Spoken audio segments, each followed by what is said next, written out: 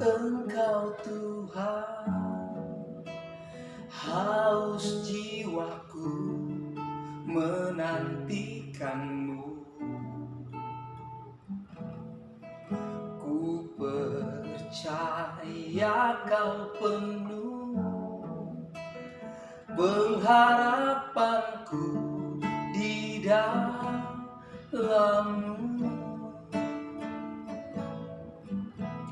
Yesus, hanya Kau yang ku andalkan, melebihi siapapun juga. Yesus, hanya Kau yang ku percaya di setiap waktu. Tiada lain yang ku andalkan selain Kau. Yesus, hanya Kau yang ku andalkan, melebihi siapapun juga. Yesus, hanya Kau yang ku percaya di setiap waktu. Tiada lain yang ku andalkan selain Kau. Tiada lain yang ku andalkan selain Kau.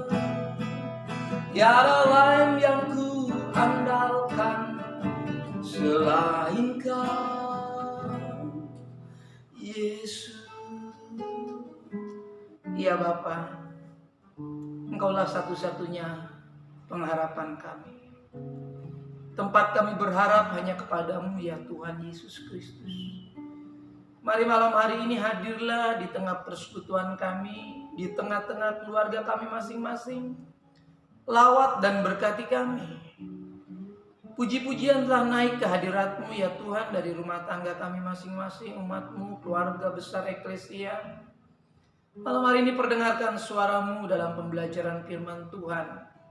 Kiranya Roh Kudus pimpin kami, Roh Kudus Sang Guru Agung yang mengajar-ajari kami kebenaran, terus membawa kami dalam pengenalan akan Tuhan. Dalam Kristus Yesus kami berdoa dan mengucapkan syukur. Haleluya. Amin. Bapak Ibu Saudara yang dikasihi oleh Tuhan, pada kesempatan hari ini kita kembali belajar firman Tuhan perihal pengharapan. Di mana judul kecil malam hari ini, topik kita adalah berharap pada Yesus. Saya ingin mengajak kita membaca di dalam 1 Petrus pasal 1 ayat yang ke-21, demikian sabda Tuhan. Oleh Dialah kamu percaya kepada Allah yang telah membangkitkan Dia dari antara orang mati, dan yang telah memuliakannya sehingga imanmu dan pengharapanmu tertuju kepada Allah. Bapak Ibu Saudara yang dikasihi oleh Tuhan, sepanjang hidup kita diajar oleh Roh Kudus untuk berharap kepada Yesus yang adalah Tuhan dan Juru Selamat kita. Berharap kepada Yesus, menjadikan Yesus sebagai pusat kehidupan kita adalah ciri kehidupan Kristen yang sudah mengalami pembaharuan oleh penebusan Yesus Kristus lewat kerja kuasa Roh. Pada malam hari ini kita akan melihat pada poin yang pertama, Yesus Kristus, harapan yang pasti. Di poin yang pertama, bagaimana berharap pada Yesus, yaitu Yesus Kristus kita jadikan harapan yang pasti dalam hidup kita.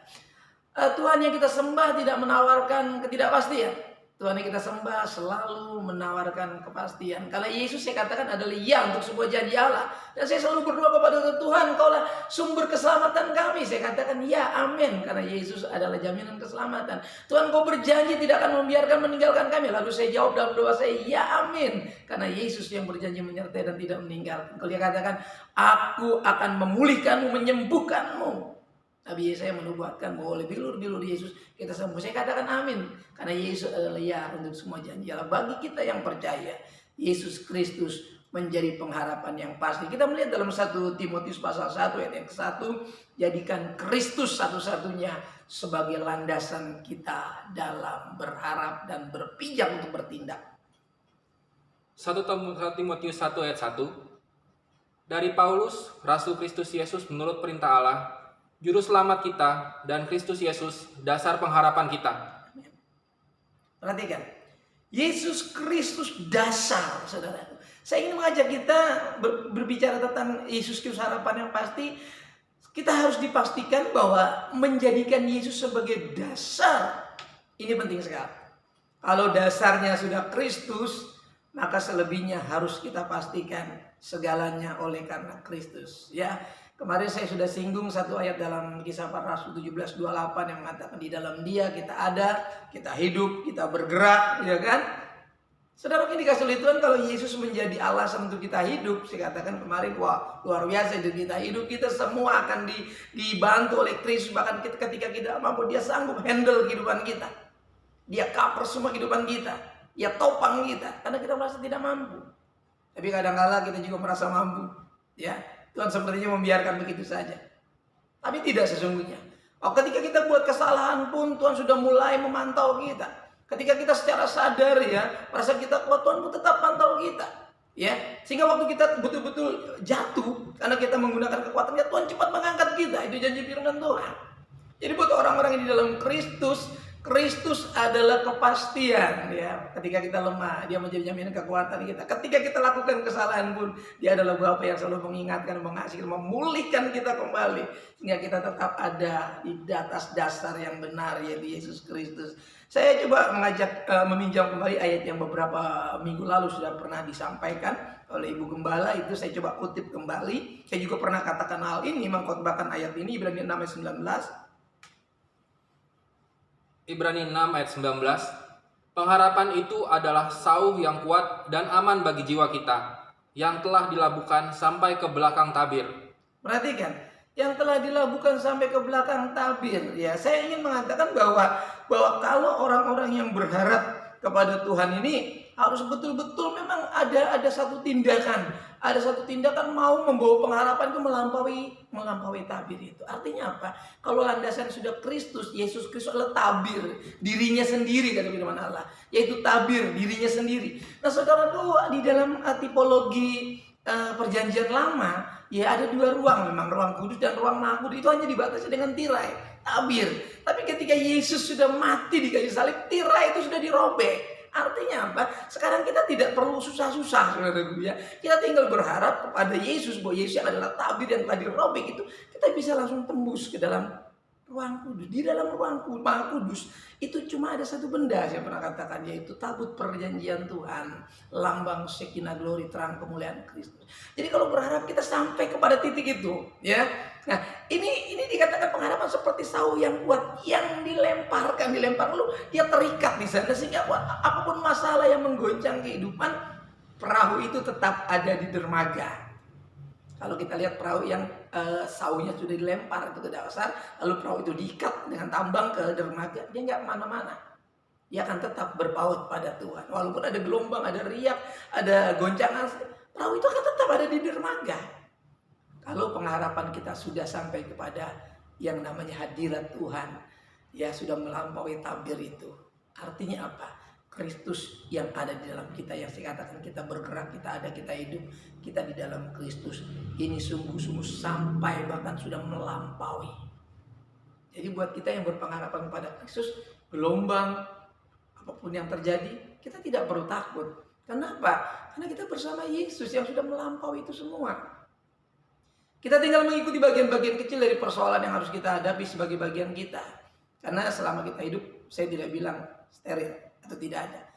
Hidup yang kita hidupi dalam Kristus masih harus mengalami masalah. Sakit, kekurangan, penderitaan, aniaya, macam-macam. Tapi satu hal yang pasti, bahwa Yesus menjadi jaminan kepastian hidup kita. Ya. Ketika kita lepas dari kehidupan ini, kita akan menemukan kualitas hidup yang jauh lebih baik yang sudah dikatakan Yesus. Yang namanya hidup kekal tanpa tangisan, tanpa air mata, tanpa kekurangan, tanpa penderitaan. Karena di sana kelimpahan kasih karunia dalam diri sungguh-sungguh real. Bukan lagi samar-samar, bukan lagi bercermin yang sebentar kita lihat kita lupa dan tidak sempurna dalam gambaran itu. Tapi kita akan jumpa muka dengan Kristus dalam kemuliaan. Luar biasa, amin. Nah, kita lihat dalam 1 Korintus 15 ayat 19, Paulus memberikan satu statement yang sangat luar biasa. Kita lihat bagaimana Yesus jadi harapan yang pasti dan bagaimana seharusnya kita hidup sebagai orang yang memiliki dasar pengharapan Kristus. 1 Korintus 15 ayat 9. 1 Korintus 15 ayat 19.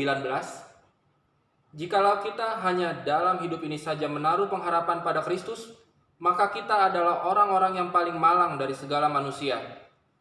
Berarti ekspektasi kita harus totalitas berpengharapan ini menjadi sangat penting. Kalau kita berharap sama Yesus untuk hidup sekarang ini saja, seperti kita sembuh dari sakit, kekurangan langsung dicukupkan, ya kan? Kita juga kemana-mana aman, nggak ada celaka marah. Saya rasa kita menjadi orang yang paling malang atau malah. Dan harapan kita harus kepada hidup kekal juga.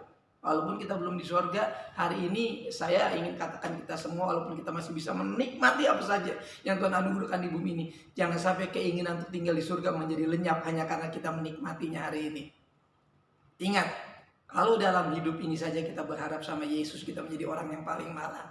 Pengharapan kita harus sampai ke belakang tabir sana. Ya, bersama Yesus kita melampaui persoalan keberadaan kita. Yesus adalah tabir dirinya sendiri yang telah dirobek itu. Dan dia sudah melampaui segala penderitaan itu. Sekarang kita bersama Yesus, bukan bersama yang lain. Dan Yesus tahu betul bagaimana mengatasi penderitaan. Yesus paling tahu bagaimana mengatasi maut.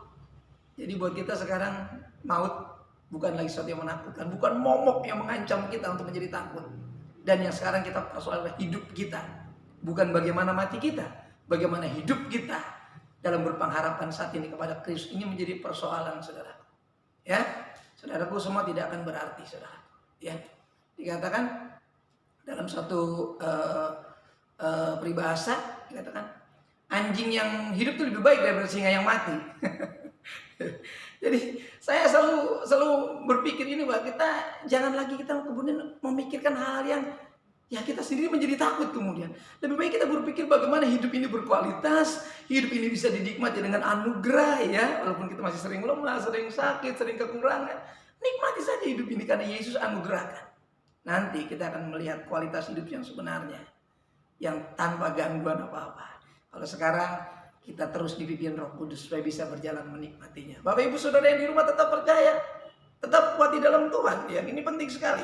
Maka kita akan lihat setelah totalitas yang kita miliki dalam meyakini Yesus, harapan yang pasti dalam diri kita, nggak ada yang lain yang berikan kepastian. Dan saya mau kasih tahu, kekristenan bukan spekulasi. Ya, semoga selamat. Ya, semoga diberkati. Ya, mudah-mudahan sembuh. Kalau saudara percaya sembuh, saudara harus total percaya sembuh. Saudara percaya diberkati Tuhan, surga dan di bumi, percaya firman Allah. Ya, Tuhan mau hadiratnya sama di surga dan di bumi. Ya, jadilah kehendakmu di bumi seperti kehendak Tuhan itu baik supaya kita semua mempermuliakan Tuhan. Dengan kehidupan kita, dengan berkat-berkat yang kita miliki. Nggak mau berkat itu kemudian membuat kita sedih. Jangan sampai berkat yang kita terima itu menjadi bumerang bagi kita, membuat kita berduka cita. Tuhan mau kita bersuka cita karena Tuhan. Karena semua dianugerahkan supaya demi kebaikan kita, supaya bagi kemuliaan nama Tuhan. Wah, luar biasa firman Allah. Kita masuk bagian yang terakhir, bagaimana berharap pada Yesus ini tidak akan pernah mengecewakan. Ya, tadi kita harus berharap kepada Yesus karena Yesus adalah harapan yang pasti, bukan yang tidak pasti. Kalau ada yang pasti, kenapa harus pilih yang tidak pasti? Harus cari yang tidak pasti. Ya, saya selalu ingatkan, kita sudah menemukan kepastian keselamatan di dalam Yesus Kristus.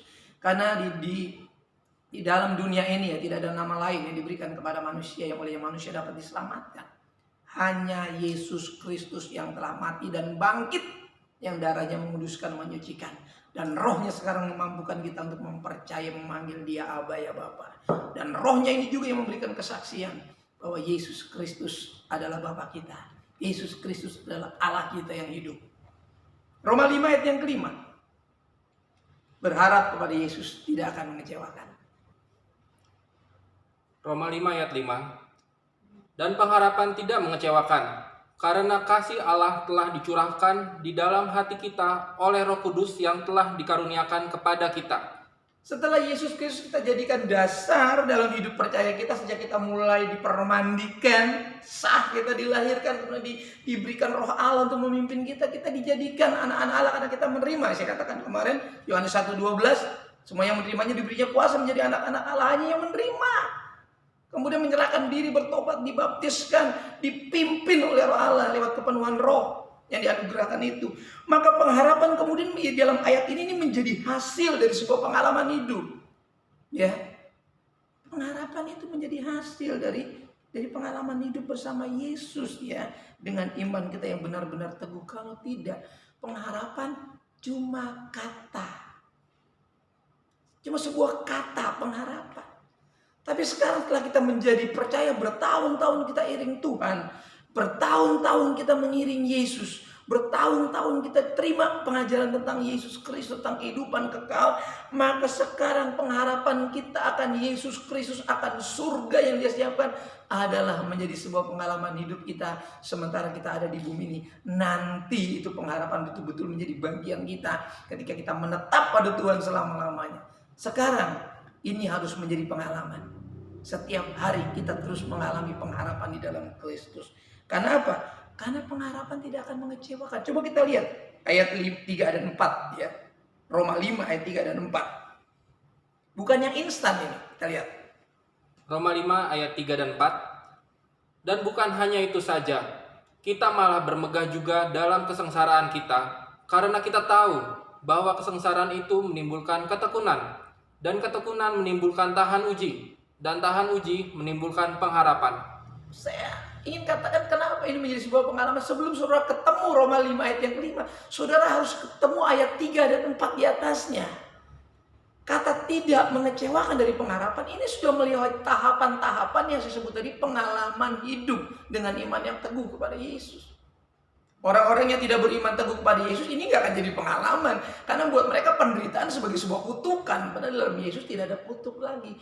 Penderitaan, penyakit yang sering kali kita derita itu bukan ancaman dari kutukan. Tapi itu sebuah pengalaman spiritual dengan Yesus. Karena Yesus juga dalam badaninya sudah mengalami itu. Yesus bisa merasakan sakit ketika didera dalam peristiwa Kalvari itu. Yesus diludahi, ya. Apa Yesus tidak merasa? Yesus merasa terhina. Tidak hilang rasa itu. Karena oh, mungkin dia Tuhan, dia tidak merasa. Tidak, dia dalam keadaan manusia 100%. Karena Yesus adalah manusia ilahi. Dalam dirinya tidak ada dosa. Dia 100% manusia yang bisa berdarah, bisa lemah, ya bisa merasakan sakit. Ya, kalau Yesus tidak bisa sakit, ya apa artinya salib buat Yesus? Karena nggak ada derita di sana. Kalau Yesus kebal, saudaraku. Ini supaya kita tahu semua. Jadi ketika saya dan saudara, ketika saya sakit, saya bilang Tuhan ampuni saya. Kalau saya mungkin salah berpikir tentang penderitaan. Berulang-ulang ketika saya sakit, ampuni saya kalau saya salah berpikir tentang sakit penyakit, salah berpikir tentang penderitaan, selidiki pikiran saya. Itu yang selalu saya alami. Jadi waktu saya sakit, saya cepat kemudian bereaksi bahwa Tuhan pasti sembuhkan saya. Hari Minggu saya harus khotbah. Ya, saya bilang saya harus menyuarakan suara kebenaran Tuhan. Karena saya sudah ditebus oleh darah Yesus. Dan setiap hari Minggu selalu Tuhan tolong. Ya ke depannya buat saya rahasia seperti apa yang Tuhan kerjakan dalam diri saya nggak tahu, tapi saya sampai hari ini berharap. Nah, itu yang selalu saya bagikan. Maka saya katakan tadi pengalaman hidup bersama Yesus ini penting sekali dalam hal pengharapan. Jadi pada akhir ayat 5 kita ketemu pengharapan tidak akan mengecewakan. Karena kita sudah siap dengan segala resikonya dan kita sudah tahu pada akhirnya yaitu pengharapan tidak mengecewakan. Kenapa? Karena Yesus menjadi milik yang pasti tadi dikatakan. Jadi bersama Yesus kita nggak mungkin kecewa walaupun sekarang berat jalannya, walaupun sukar jalannya, ya kan, walaupun tidak enak kehidupan jadi Kristen secara jasmani memang tidak enak. Ada intimidasi, ada tekanan, ada ancaman, ada rasa takut, ada mungkin rasa ketidakadilan dalam diri kita. Tidak masalah, itu loh. Karena itu bagian resiko dari sebuah perjalanan pengalaman berpengharapan. Kita lihat kemudian di dalam Roma 4 ayat 20 bagaimana kita lihat sosok orang yang percaya dan berharap yang minggu lalu saya sudah katakan itu tidak goyah. Kita lihat Roma 4 ayat 20. Roma 4 ayat 20. Iya. Tetapi terhadap janji Allah ia tidak bimbang karena ketidakpercayaan. Iya. Malah ia diperkuat dalam imannya dan ia memuliakan Allah. Perhatikan, Bapak Abraham yang saya sempat bicarakan dalam Ibrani kemarin, saudara, itu ada beberapa waktu tentang Bapak orang beriman itu, kita lihat dia tidak goyah, ya. Saya kan tadi katakan bahwa pengharapan bukan sesuatu yang kemudian hasilnya instan gitu, lalu tiba-tiba kita tidak kecewa. Tapi seringkali kita sudah diancam dengan kekecewaan, bakal kecewa nih. Tapi ketika kita sungguh-sungguh yakin, kekecewaan itu nggak akan sempat singgah dalam diri kita. Kita lihat justru kalau dari pengalaman Abraham yang baru 90 tahun Sarah melahirkan, dan ketika Abraham 100 tahun ya baru punya anak janji, ya kalau anak yang dari Hagar dibilang bukan anak janji, ya. Tapi ya kan Allah sedang berbicara soal janji. Jadi Abraham sudah punya anak dari Hagar, ya. Dia juga punya anak dari Keturah. Jadi istri Abraham itu bukan Hagar dan Sarah saja. Kata Alkitab ada Keturah. Keturah juga punya Keturah, tapi yang disebut anak janji cuma 2, ya kan? Yang waktu dibicarakan itu. Ya, Ismail juga diberkati kata Alkitab. Banyak menjadi bangsa yang besar, melahirkan 12 raja kata Alkitab. Ishak juga diberkati. Tapi Keturah tidak disinggung seterusnya. Cuma Hagar dan Ismail. Tapi yang saya mau perhatikan, Abraham ini tidak goyah. Ya, justru malah semakin diperteguh imannya dan dia memuliakan Tuhan. Ini satu pelajaran bagaimana berpengharapan kepada Tuhan. Waktu itu Abraham berharap kepada Allah semesta alam, Allah yang dia yakini, Allah yang hidup, Allah yang berbicara kepada dia. Itu tidak kecewa. Ya, dia tidak kecewa. Walaupun baru usia 100, dia baru dapatkan janji. Tapi saya selalu katakan bahwa Tuhan itu bukan Tuhan yang memberikan janji yang tidak pasti. Nah, cuma seringkali ini tentu nggak semua orang seperti Abraham. Cuma Abraham yang dicatat punya anak umur 100 tahun, saudara. Ini kan keunikan dari seorang beriman yang dekat dengan Tuhan. Karena Tuhan menyatakan sesuatu yang beda dengan orang-orang lain, ya. Kalau Abraham punya anak Ishak umur 30, ceritanya jadi nggak menurut saya nggak dahsyat, saudara. Justru Allah sanggup menghidupkan orang yang sudah mati pucuk, mati keturunannya. Tapi Allah sanggup buka rahim Sarah. Wow, luar biasa. Saya selalu menakjubkan kalau melihat perkara-perkara Tuhan. Saya selalu percaya bahwa Tuhan itu buat yang nggak ada menjadi ada. Kalau yang sudah ada jadi ada itu saya nggak terlalu terkejut, saudaraku. Karena sudah ada. Dan apa yang terjadi sekarang kata Alkitab sudah terjadi dulu. Apa yang sudah ada sekarang sudah ada dulu. Tapi kalau Allah membuat dalam diri kita yang belum pernah ada sebelumnya, pengharapan itu penting untuk melihat hal itu. Saudaraku, kita lihat satu ayat yang terakhir. Jadi di sini orang-orang yang kecewa itu orang-orang yang tidak bisa memuji Allah, saudara. Yang perlu kita catat dalam ayat tadi. Jadi kalau Abraham kecewa, Abraham nggak bisa memuliakan Allah. Ya, bagaimana orang kecewa, orang sakit hati sama Tuhan terus suruh nyanyi memuji Tuhan, nggak bisa, saudara. Jadi kalau saudara sekarang nyanyi di rumah masing-masing puji Tuhan, saudara bukan orang-orang yang kecewa, ya. Orang-orang yang bisa bangun ibadah itu bukan orang-orang kecewa. Orang-orang yang kecewa itu nggak mungkin bisa bangun mesbah, nggak mungkin bisa ambil gitar, main keyboard, nyanyi puji Tuhan, nggak mungkin, saudara. Bagaimana orang kecewa nyanyi, saudara? Abraham contohnya, dia tidak kecewa sama dan dia memuliakan Allah dan imannya semakin teguh. Yang terakhir, 1 Petrus 1 ayat yang ketiga. 1 Petrus 1 ayat yang ketiga. Terpujilah Allah dan Bapa Tuhan kita Yesus Kristus, yang karena rahmat-Nya yang besar telah melahirkan kita kembali oleh kebangkitan Yesus Kristus dari antara orang mati kepada suatu hidup yang penuh pengharapan. Kepada satu hidup yang penuh dengan pengharapan, bukan sekedar pengharapan. Nah, kalau tidak ingin kecewa, saudaraku, ya, hidupkan di dalam roh kita pengharapan yang dimanifestasikan oleh Roh Kudus kepada Yesus Kristus. Nah, ini penting sekali. Nah, oleh kebangkitan dan kehidupan Kristus, ya, kita akan sungguh-sungguh tidak kecewa. Karena setelah murid-murid, saudaraku, melihat fakta itu, mereka ketakutan. Mereka ketakutan karena Yesus telah bangkit dan tidak ada di dalam kubur. Ya, mereka juga menjadi takut dan berkumpul dalam satu tempat mengunci pintu. Mereka takut. Mereka habis pengharapan, padahal Yesus sanggup melakukan apapun.